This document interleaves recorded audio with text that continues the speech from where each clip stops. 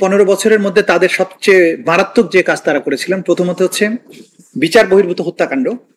আসামিকে ধরে নিয়ে এসে অপারেশনের নামে বাইরে নিয়ে যাওয়া এবং বলছে যে তারা যখন তাদেরকে নিয়ে অস্ত্র উদ্ধার অভিযানে বের হলাম, বের হওয়ার পরে তার পক্ষ এসে আমাদের উপরে হামলা করে পাল্টাপাল্টি গোলাগুলিতে আসামি মারা যায়।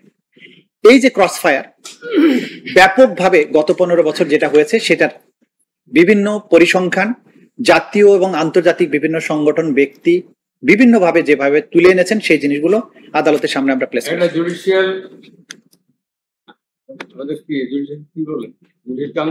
সুপ্রিম জুডিশিয়াল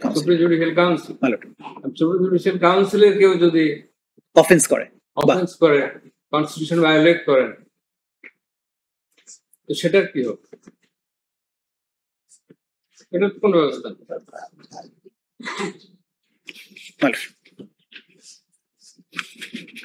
এই ক্রস ফায়ারে মারার বিষয়টা যখন বিশ্বব্যাপী এবং জাতীয়ভাবে ব্যাপকভাবে সমালোচিত হতে থাকলো, এবং ক্রস ফায়ারের হিস্ট্রি গুলো যে লম্বা হিস্ট্রি, কত করুণ কাহিনী, মানুষকে, রাজনৈতিক কর্মীদেরকে গ্রেপ্তার করার পরে তার পরিবারের প্রথম চেষ্টা থাকতো তাকে গ্রেপ্তার যে করা হয়েছে সেটা যেন স্বীকার করে, এবং সেটার জন্য স্বীকার করার জন্য তারা ঘুষের যে লেনদেন করতো, প্রত্যেকটা থানায় পুলিশ অফিসারদের দৌরাত্ম এমন পর্যায়ে গিয়েছিল যে বোনকে বলেছে যে তুই তাড়াতাড়ি আমার জন্য 1 লাখ টাকা না নিয়ে আস, নইলে আমাকে মেরে ফেলবে।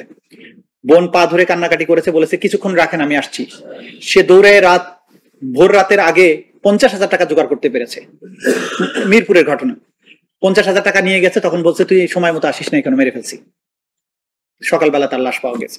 এই যে ক্রস ফায়ারের বেদনাদায়ক স্টোরি, এবং যে স্টোরিগুলো ক্রস ফায়ারে মারার ক্ষেত্রে যেটা আমরা এভিডেন্সে পেয়েছি, যে একজনকে ধরে নিয়ে গিয়ে র্যাব তাকে মিরপুরের বেরিবাদের দিকে নিয়ে গিয়ে গুলি করে হত্যা করে 3 জনকে নিয়েছে। তার মধ্যে একজনকে প্রথমে রাস্তার উপর দাঁড় করে মাথায় গুলি করে দিয়েছে, পড়ে গেছে। আবার কিছু দূর আগাই গেছে, যাওয়ার পরে দ্বিতীয় জনকে গুলি করা হয়েছে। দ্বিতীয় জনের মাথায় যখন গুলি করা হয়েছে, তার মাথায় অনেক ঝাঁকা চুল ছিল, তো গুলি করার পরে চুলের মধ্যে লেগে আগুন ধরে যায় চুলে। তখন সংশ্লিষ্ট যে পারপিট্রেটর সে হো হো করে হাসে, আরে দেখছিস গুলি করলাম, হারামজাদার চুলের মধ্যে আগুন ধরে গেল। এরপরে তাকে ফেলে রেখে আবার তৃতীয় আরেকজনকে গুলি করা হয়। এগুলো তারা পাখির মতো মারতো, এগুলো তাদের কাছে কোনো বিষয় মনে হতো না, হো করে হাসতো গুলি করার পরে। এবং আমরা এমন পারপিট্রেটরদেরকে পেয়েছি, এমন এভিডেন্স পেয়েছি যে গুলি করতো মাথায়, যখন জমটুপি পরিয়ে নিত, চোখ মুখ বেঁধে নিত, এবং তাদেরকে এক ধরনের সিডেটিভ পুশ করা হতো যাতে করে প্রতিরোধ করতে না পারে। গুলি করে মারা হচ্ছে, ওই লোকটা কিন্তু অনেকটা জড় বস্তুর মতো আচরণ করতো, প্রতিরোধ করার চেষ্টা করতো না, চিৎকার করতো না, কারণ তাকে এমন কিছু করা হতো যে তার এই ক্ষমতাটাই আর থাকতো না।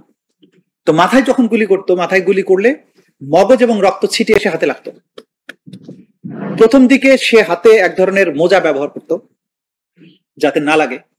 পরবর্তী সময়ে তার এটা নেশা হয়ে যায়, রক্ত এবং মগজের উত্তাপ হাতে না লাগলে তো আর ফিলিং আসতো না, তখন সে খালি হাতে এটা করতো। সে যখন নদীর গুলোতে গিয়ে ক্রস ফায়ারে মানুষ মারতো, নৌকার খোলের মধ্যে নিয়ে বন্দীদেরকে নিয়ে যেত, মানে প্রথমে গাড়িতে করে নদী পর্যন্ত নিয়ে যেত, সেখান থেকে মানুষজন সরিয়ে রাতের আধারে সেগুলোকে ট্রলারে উঠানো হতো, ট্রলারের খোলের মধ্যে রাখতো, মাছ নদীতে বা মাছ সাগরে ভাটার সময়, জোয়ারের সময় এগুলো হিসাব করতো, সেখানে নিয়ে যাওয়ার পরে গুলি করে একটা একটা করে মেরে ফেলে দিত। ফেলে দেওয়ার আগে আবার পেটটা কাটতো, নাড়ি ভুড়ি বের করতো, সিমেন্টের বস্তা বেঁধে দিতে, ফেলে দিত। কিন্তু মাথায় যখন গুলিটা করতো, আমরা জিজ্ঞাসা করেছি যে মাথায় কেন গুলি করা হতো, তখন বলছে যে মাথায় গুলি না করলে মরতে দেরি হয়, তা আমাদের এত সময় নেই। অ্যান্টিব্যাকটেরিয়াল অ্যাডিটিভ যুক্ত সেরা ওয়াটার ট্যাঙ্ক বিশুদ্ধ পানিতে ব্যাকটেরিয়া জন্মাতে দেয় না, মাথায় দিলে তাৎক্ষণিক মারা যায়। তো মাথায় গুলি করার আগে মাঝখানে একটা বালিশ রাখতো যাতে মগজ এবং রক্ত ছিটে মুখে না আসে। এই যে অ্যাট্রোসিটির মহাকাব্যিক উপাখ্যান, এইটা বাংলাদেশে গত 15 বছর ধরে তারা কায়েম করেছিলেন। এই মামলার বিচারের জন্য এই প্রেক্ষাপটটা অসম্ভব গুরুত্বপূর্ণ। তারা মানুষ, এই ছাত্রদেরকে পাখির মতো যে মেরেছে 1500 মানুষকে, এই মনস্তত্ত্বটা কোথা থেকে আসলো? তার আগে তারা হাত পাকিয়েছে এইভাবে মানুষকে মেরে। সুতরাং এই যে মাইন্ডসেট, হার্ডনেট ক্রিমিনাল, তাদের এই বিষয়গুলো এই মামলার বিচারের জন্য অসম্ভব গুরুত্বপূর্ণ। তো ক্রস ফায়ারে মারা যখন খুব বেশি প্রশ্নবিদ্ধ হতে শুরু করলো, তখন তারা একটা নতুন পদ্ধতি গ্রহণ করলো যে এটা তো মুশকিল, তাহলে বেটার হচ্ছে প্রথমে স্বীকার না করো, গুম করে দাও। গুম করার পরে কয়েকটা কাজ হতো। প্রথম হতো যে রেখে দিল বছরের পর বছর, কেউ জানলো না, কোনো খোঁজ নাই। থানায় যাবেন, জিডি করতে গেলে জিডি নেবে না, কোনো বাহিনীর বিরুদ্ধে জিডি গ্রহণ করা হতো না, মামলা গ্রহণ করা হতো না, কিচ্ছু করা। হাইকোর্টে এসেছি, আমি নিজেও লয়ার হিসেবে তখন মামলা করেছি, হাইকোর্টে হেভিয়াস কর্পাস পিটিশন করা হয়েছে যে আমরা দেখেছি পুলিশ এসে, ডিবি পুলিশ অমুক অফিসার তমুক অফিসার এসে উঠিয়ে নিয়ে গেছে, বলছে পুলিশ তো অস্বীকার করেছে, সুতরাং disputed question of fact, writ is not maintainable. High court ডিভিশনে কোনো প্রতিকার ছিল না, থানা মামলা নিত না। খুব সাহসী কয়েকটা পরিবার হয়তো প্রেস কনফারেন্স করার চেষ্টা করেছে, কোনো ক্ষেত্রে জিডি লজ করেছে, লিখতে হইতো যে বাসা থেকে বেরিয়ে গেছে আর কখনো ফেরত আসেনি, প্রকৃত কারণ লেখা যেত। এই যে মিসিং এর বিষয়টা হলো, তো প্রথম কাজ হতো যে যতদিন খুশি তাদের গোপন কারাগারে বন্দি রাখতো, তারপরে কাউকে যদি মনে করতো যে এটাকে আর বাঁচা রাখার দরকার নেই, তাহলে তাকে ওরা বলতো জি করা, গলফ করে দেয়া, তারপরে নিয়ে কোনো গোপনে নদী নালায় খাল বিলে মেরে ফেলে দিয়ে আসতো। কখনো লাশ পাওয়া যেত, কখনো পাওয়া যেত না, আনআইডেন্টিফাইড লাশ হিসেবে আবিষ্কৃত হতো। রেল লাইনের উপরে হত্যা করার পরে হয়তো ইনজেকশন পুশ করে হত্যা করেছে, করে লাশটা ডিসপোজালের জন্য বিশেষ করে কমলাপুর টু টঙ্গী এই রেল লাইনটাকে বেশি ব্যবহার করা হতো। লাশটাকে রেল লাইনের উপর শুয়ে রেখে তারপরে দাঁড়িয়ে থাকতো ট্রেন কখন আসবে, ট্রেন আসতো, ছিন্ন বিচ্ছিন্ন হয়ে যেত, চেনার কোনো উপায় থাকতো না, তারপরে ওনারা চলে আসতো। এই যে আমরা দেখেছি যে সেই সময় পত্রপত্রিকায় প্রচুর এরকম খবর আসতো যে রেল লাইনের ধারে ট্রেনে কাটা পড়া লাশ, একদিনে 3টা 4টা 5টা লাশ পাওয়া যেত, এগুলো কোনো ব্যাখ্যা ছিল না, প্রচুর লাশের এরকম খবর ছিল। এই কাজগুলো তারা করতো। যখন আমরা ইনভেস্টিগেশন আমাদের এজেন্সি গুলো করলো, তখন আমরা এটা পেলাম যে তাদেরকে ওখানে ফেলা হতো, নদীতে ফেলা হতো, প্রচুর নদী নালায় মাছের জাল ফেললে লাশ ভেসে উঠতো, কঙ্কাল ভেসে উঠতো।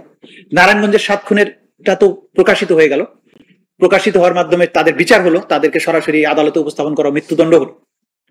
এইরকম ঘটনা বাংলাদেশে একটা কালচারে পরিণত হয়ে গেল। তাহলে প্রথমটা হচ্ছে যে কিছুদিন বন্দি রাখা, তারপরে যাদেরকে মনে হতো যে মেরে ফেলতে হবে তাদেরকে এইভাবে ডিসপোজাল করা হতো, যাদেরকে মনে করা হতো যে না এদেরকে মামলা দিয়ে চালান দিব, তাহলে এটা কমন প্যাটার্ন ছিল যে তখন তাদেরকে অধিকাংশকে সন্ত্রাস বিরোধী আইন, অস্ত্র আইন, জঙ্গির সন্ত্রাস বিরোধী আইন, মেইনলি সন্ত্রাস বিরোধী আইন, অস্ত্র আইন, এই দুটো ধারায় আইন, স্পেশাল পাওয়ার্স অ্যাক্ট, এগুলোতে মামলা দেওয়া হতো, দিয়ে তাদেরকে 8টা 10টা মামলা দিয়ে চালান দেওয়া হতো।